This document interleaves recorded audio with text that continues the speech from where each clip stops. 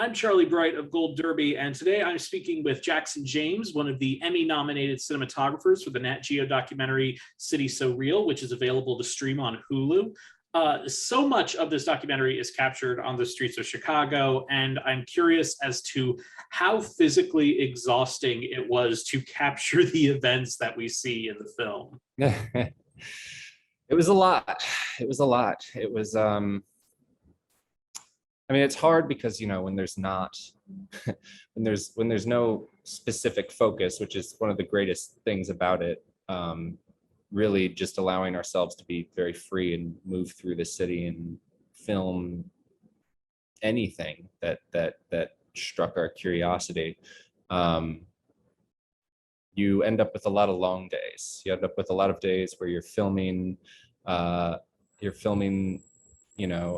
press conference, and then you hear about something else that's happening, and you're like, oh, maybe we go over there. And then somebody says like, hey, you're filming, like, I got something to say. And you're like, okay. And you just go over to them and you film them for a while. And then it's like, maybe we should go to the beach and like film people in the beach. And it would never end. We just kept going and going and going. And yeah, once the campaign ratcheted up, it was like, all these campaigns had ideas on things we could film, and we are just like, well, maybe we should. And there's so many people in this election that we just had to just roll with it. But a lot of long days. It was exhausting. It was exhausting, but luckily I was able to kind of help with my dad in terms of tagging in when he needed it, and he could kind of tag in when I needed the help. And there was Kevin Shaw and a whole other slew of folks who, once things were really going, could help us out with filming any scenes that we could not. So yeah, it was much needed. Very good to have. You mentioned that you worked with your dad on the film. Your dad is Steve James, who was the film's director, and you've worked on some of your father's films before, but this is your first time collaborating on in a very as part of a very big department on this. And I was wondering what was that experience like? Yeah, so I mean, for past films of my dad's, I've always kind of been more of like a B camera, or to help like kind of get pickup shots for things when they needed it. But for this, yeah, it was really the first time where it felt like it was more of like a collaboration. And we were kind of able to bounce ideas back and forth, and I was kind of involved from the beginning to kind of feel like I had a good kind of perspective on what the project was trying to be. And it was an amazing experience. I mean, to have the privilege of even just working with some of the people that I got to work with. Like, there's so many, incredibly talented people in Chicago. And to be able to just work with them was a treat. And to be able to share, the experience of working with my dad and being able to just kind of experience how he makes these movies was the best part of it all, really. I think the biggest thing maybe that I took away from working with him was that how much his films and a lot of documentaries are just about relationships, really strong relationships with your subjects. But yeah, it was a great experience, I guess, in short. Getting to see him do his thing and to be able to kind of contribute to that. And, as somebody who's, lived in the city for about 11 years now and grew up just outside of it, I've come to know a lot of this city well, and I've come to love a lot of things about this city. And it was a great opportunity to kind of, the two of us come together and kind of sharing that love together. So, you had, this long documentary, you have so many colorful characters in this film. And I was curious as to which subject did you most enjoy chronicling their journey? I really liked filming a lot of the stuff with Amara. Um, just in that there's just like a lot of like excitement, a lot of people that in sort of my age group that you know, a lot of people I know, people I've worked with before who were part of that campaign, and I think like being around that like excitement and just this like army of volunteers and people who are really like kind of seemingly for the first time excited about participating in politics, local politics at that, was a really cool thing to see. And yeah, it was exciting. It was exciting to see that. I mean, I also just loved, you know, really, I think mostly all of the one-offs and just the kind of standalone scenes where you're just with someone for a day or even like a couple hours, and you're just exploring this entirely new part of the city, or you know, a little tucked away part that you know is right in the middle of the loop downtown, or you know, in like even places in like my own neighborhood that I live in. You know, that was the biggest treat for me. I think was like there's one scene that I don't think it actually made it in, but I was filming like these scenes from it's just scenes like the neighborhood of Logan Square in Chicago, which we needed some like some shots of the neighborhood because there was a lot of protests happening outside of Lori Lightfoot, the mayor's house. She lives in Logan Square, so I was out filming these scenes, or you know, just scenics, B-roll, whatever, and I'm outside of this like this biker bar, and just I'm filming the streetscape, and this guy comes out and he's like, "What are you filming?" And I was like, "Well, it's like, you know, this documentary about the mayoral race." And he's like, "Oh, like why are you filming this?" And I was like, "Well, like it's kind of it's a very broad scope, you know, like trying to do like a sort of like a mosaic. So I'm filming a lot of different neighborhoods, I'm filming a lot of different things." And he was like, "Well, you know what you should film? You should film what's going on in here." It's like, "What's going on in there?" He's like, "Come on in."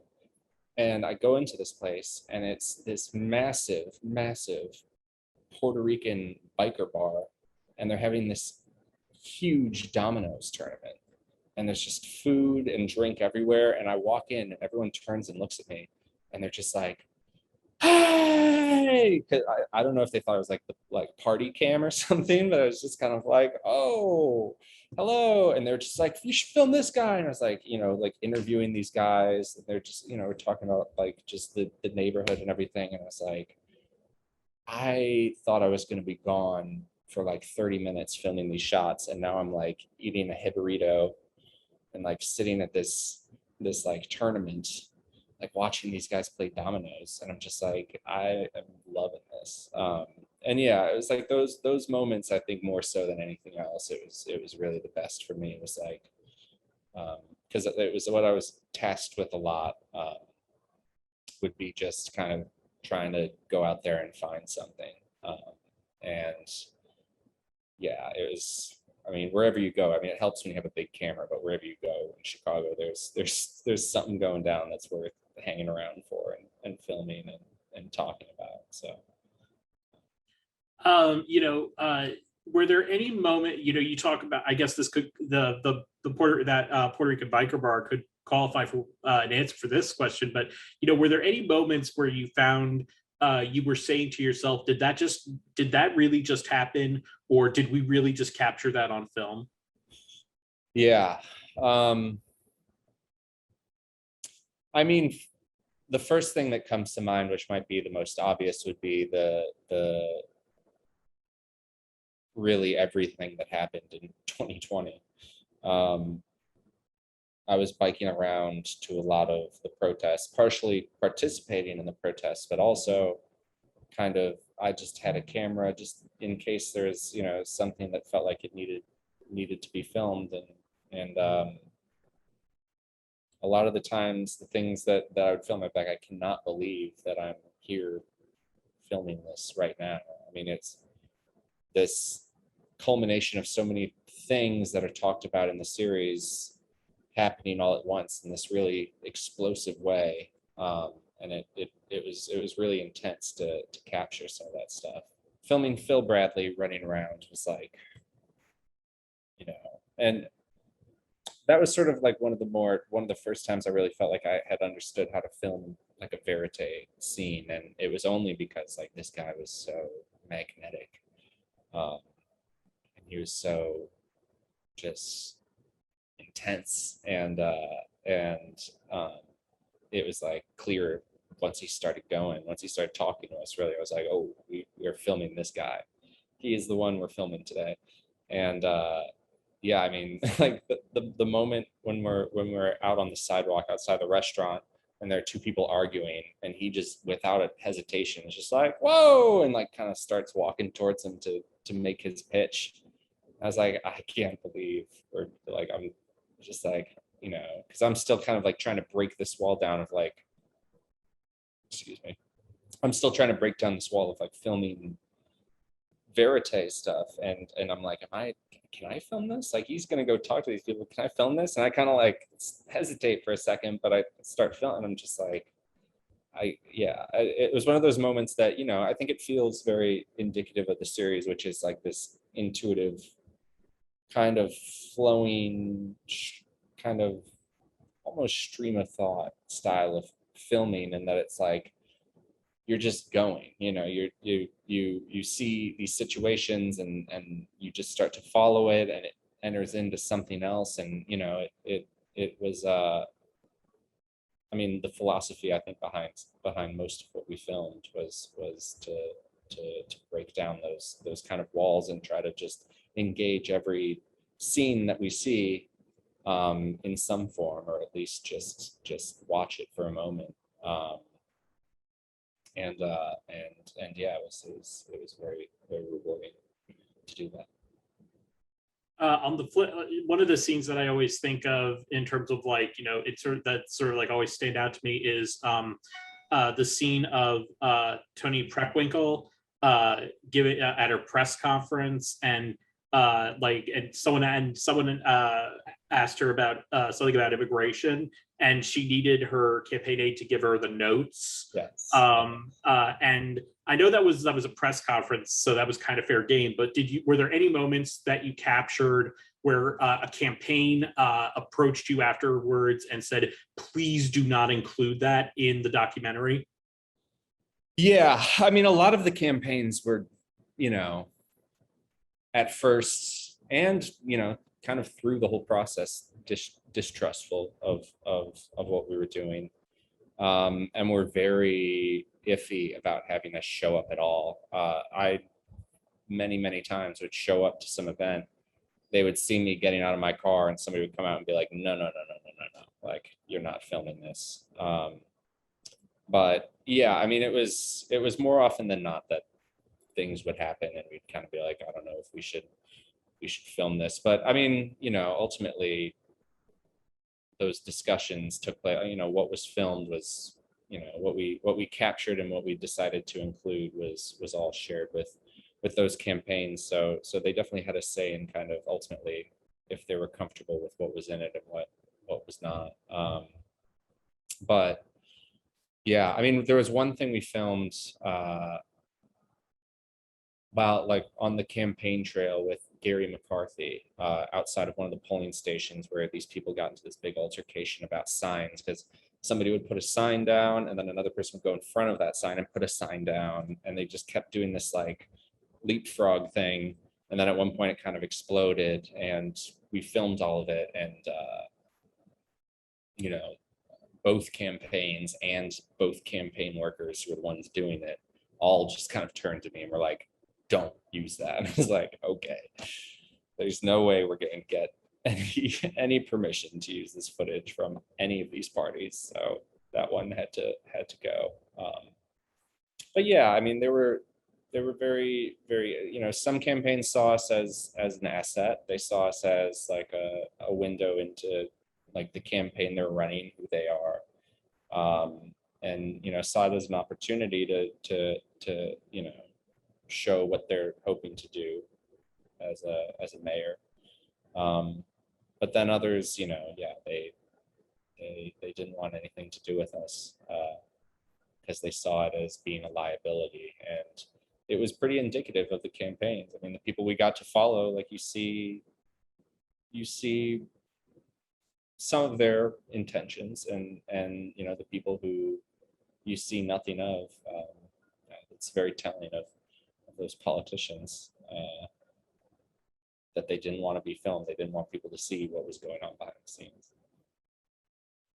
So as I mentioned, you received your first Emmy nomination in the cinematography category. You're actually nominated alongside your father in the category. And I was curious as to what was your reaction to the news that you scored that nomination? And does the fact that you're nominated alongside your father make it any more special? Oh yeah. I mean, it absolutely, the experience alone of being animated, the experience alone of being nominated is surreal. And I still have a hard time believing it. To be nominated with my dad is amazing. I mean, it was enough to share the experience of making this series with him about something that we both were, so invested in and cared so much about, and make it alongside all the people, all the Chicagoans that we did, and to be able to share, this nomination and feel like it's something that really came from us as something like a project we've wanted to do for a long time. It's an amazing feeling. Well, Jackson, thank you so much for joining us. We wish you all the best at the Creative Arts Ceremony next month. And to all of our viewers, please like this video, smash that subscribe button, and don't forget to go to goldderby.com and use the Gold Derby app to make your predictions and see if you can outsmart the top prognosticators in Hollywood. Thanks so much, Jackson. Thanks so much for having me on.